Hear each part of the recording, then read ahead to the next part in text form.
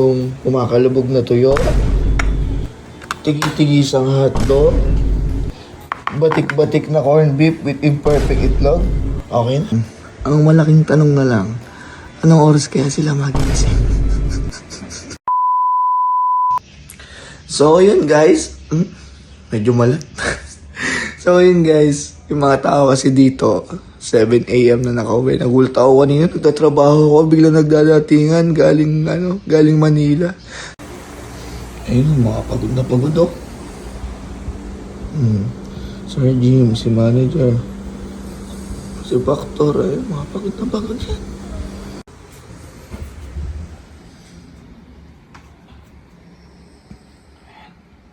Si Kelsey, tsaka si Kojak.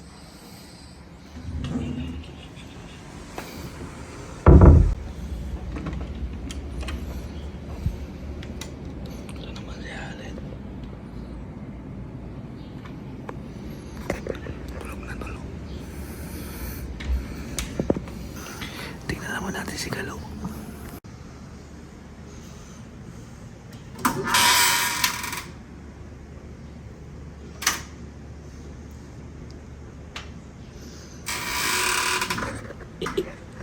Nakita nyo naman, makapagod na pagod talaga yung mga yun, tsaka puyat.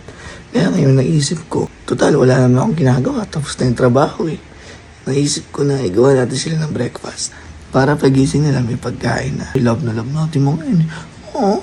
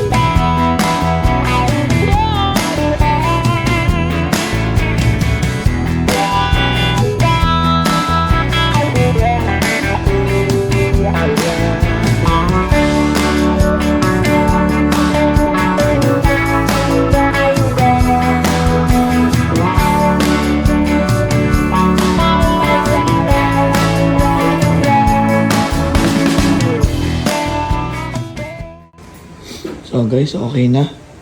So nandito yung kumakalubog na tuyo, tigi-tigisang hotdog, batik-batik na corned beef with imperfect itlog.